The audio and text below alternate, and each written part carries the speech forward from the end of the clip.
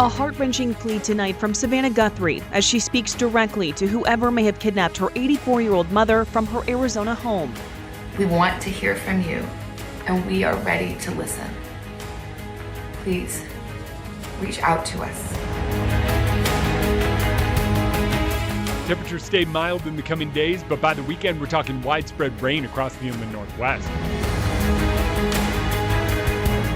And a former Spokane surgeon is at the center of a lawsuit accused of endangering patients. Why MultiCare Deaconess Hospital says they'll pay millions to settle the case.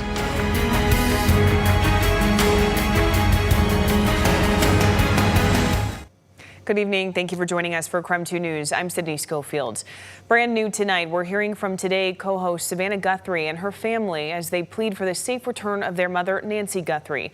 The Arizona woman has been missing for 5 days now. Police believe she was taken against her will from her home. We are ready to talk. However, we live in a world where voices and images are easily manipulated. We need to know, without a doubt, that she is alive and that you have her. Savannah and her family, they're pleading for the 84-year-old to come home. As for the investigation, no suspect or person of interest in this case has been identified. We learned late tonight that the FBI is sending more people to Arizona to help with the investigation. The FBI analyzing an apparent ransom note that was sent to some media outlets. The note contains specific details about Nancy Guthrie's home and what she was wearing the night of the abduction. Police have not verified whether or not it's legitimate. Tonight, MultiCare said they'll pay more than $3 million in a settlement after a lawsuit accused them of endangering patients' safety. One of their former surgeons is at the center of that lawsuit. KREM 2's Connor McAvoy tells us more about why MultiCare agreed to settle. MultiCare announced the $3.7 million settlement they'll be paying in a lawsuit accusing them of endangering patient safety and bill fraud. The story starts 2 years ago when a complaint filed in federal district court accused MultiCare of knowingly endangering patients and fraudulently billing Medicare and Medicaid to the tune of millions of dollars for spinal surgeries performed at Deaconess Hospital between 2019 and 2021. The surgeries in question were performed by Dr. Jason Dreyer. Documents reveal Dr. Dreyer had resigned from Providence years earlier after being accused of performing unnecessary surgeries, harming patients, and falsifying diagnoses. The complaint stated the U.S. Attorney's Office informed MultiCare that it was investigating Dr. Dreyer in 2020, but MultiCare and Deaconess allowed him to continue operating on patients. The Washington Department of Health later stripped him of surgical privileges in 2021. When I saw the articles, I was very upset and disappointed, but I was not surprised. One of his former patients, Oz Allwater, spoke with KREM 2 back in 2021. He was diagnosed with a pinched nerve and wanted to avoid surgery. He asked for alternatives, but Dr. Dreyer eventually convinced him to go through with the surgery that he later says was both expensive and had the pain return and persist a week after. Providence, Dreyer's former employers, agreed to pay $22.7 million to resolve its liability concerning procedures performed by Dr. Dreyer while working for them. The U.S. District Attorney's Office says the $3.7 million settlement from MultiCare comes after 2 years of litigation and 6 years of federal and state investigations. The CEO of MultiCare, Bill Robertson, released a statement in response to the settlement, saying in part, "We are pleased to have resolved this matter and remain focused on delivering high-quality care to the communities we serve." Connor McAvoy, KREM 2 News. All right, let's take a break from the headlines and turn our attention to the forecast. We've got Chief Meteorologist Jeremy Legoo in our Outdoor Weather Center. And Jeremy, you were talking about maybe hitting 50 tomorrow? Yeah. Or close? Well, I think we're going to get close. We're splitting hairs here. We made it all the way up to 49 degrees today, but our temperatures are already starting to drop. We have a little bit of patchy fog forming out at the airport, and our temp and dew point sit right at each other. Remember, when that happens, fog is basically going to. 37 in Coeur d'Alene, 32 in Deer Park and Sandpoint, still up near 50 degrees down across the Palouse, a warm one down to our south, but yes, our temperatures drop. Yes, we likely see patchy fog, and by tomorrow afternoon, it likely burns off once again. Now, Today, we stayed above freezing quite significantly. So tomorrow, with our temperatures starting out much colder, it is going to be difficult for us to get that same jump or all the way back up to 50. If we were to stay around 37 overnight, 50 would be easy. But because we get so cold, I think we wind up coming up just shy of it. Partly cloudy and 49 degrees tomorrow.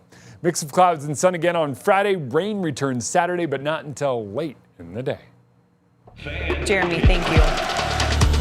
The 6th-ranked Gonzaga men's basketball team was back in action tonight on the road, taking on the Portland Pilots. KREM 2 sports director Andrew Quinn joins us with the highlights. Andrew?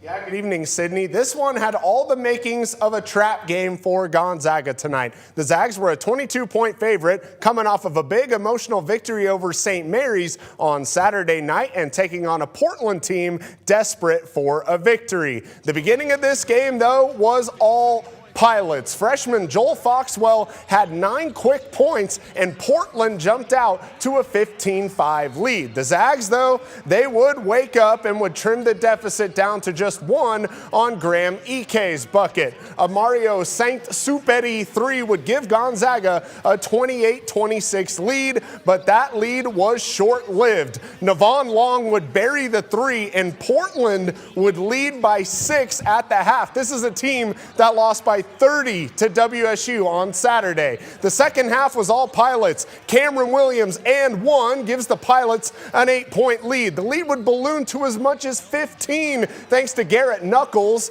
The Zags would cut it down to 4 late, but it was far too little, too late. James O'Donnell would put the finishing touches on the 87-80 upset victory. It's the first time Portland has ever knocked off a top 10 team. We'll have more sports coming up in just a bit. Sydney. Andrew, thank you. It is time for your Night Beat with a quick look at today's top stories. New documents released this week explain what happened the night a 3-month-old was allegedly murdered in Okanogan County. The documents say on the morning of the murder almost 3 years ago, the baby was inside the house on a recliner alone while the child's mother and the suspect, Mickey Wheatley, were outside. She says Wheatley repeatedly went inside the house alone to check on the baby until he came out holding the baby, saying something was wrong. The baby later died from injuries that authorities say were consistent with shaken baby syndrome. Documents say probable cause was determined for Wheatley's arrest. He was tracked down eventually in Iowa. Okanogan County Sheriff's Office says Wheatley is facing murder charges when he's extradited back here to Washington. Family of an unarmed Shoshone Paiute man who was shot and killed by Bureau of Indian Affairs police in 2024 has filed a lawsuit over his death. The incident happened in southeastern Idaho. The lawsuit accuses 2 unnamed police officers of chasing Cody Whiterock outside their jurisdiction before shooting him multiple times in the face, back, and chest. The lawsuit also alleges the officers falsified or withheld evidence to escape accountability. The agency has not identified the officers and has declined to comment on the lawsuit. And tonight we're learning more details about a deadly crash that killed 1 WSU student and sent another to the hospital. The Washington State Patrol says the crash happened last Friday at the intersection of Hamilton Road and Albion Road. They say a semi-truck hit a car as it crossed the highway. 20-year-old Vincent Long was the driver, and fellow WSU student Angela D'Amato was a passenger.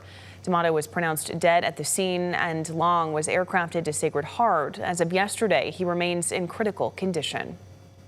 The Everyone is Welcome saga is now a major legal battle. A former Lewis and Clark Middle School teacher in the West Ada School District, Sarah Inama, has filed a federal lawsuit challenging a state law that led her forced resignation after she refused to remove motivational posters displaying messages of inclusion, such as "Everyone is welcome," from her classroom. House Bill 41 was signed into law by Governor Brad Little on March 28, 2025. That statute prohibits the display of flags or banners that represent political, religious, or ideological views, including but not limited to political parties, race, gender, sexual orientation, or political ideologies on public school property. The lawsuit alleges the speech law violates multiple constitutional protections. That's it for your Night Beat. For more on any of these stories, just head to our website, KREM.com. Much more to come here on the KREM 2 Night Report. Idaho Governor Brad Little visited Coeur d'Alene today to talk about his legislative priorities for 2026, a breakdown of what he had to say about the state's finances. But first, a bill to regulate license plate cameras in Washington is one step closer to becoming law. The details of that legislation that now moves to the House in just 90 seconds.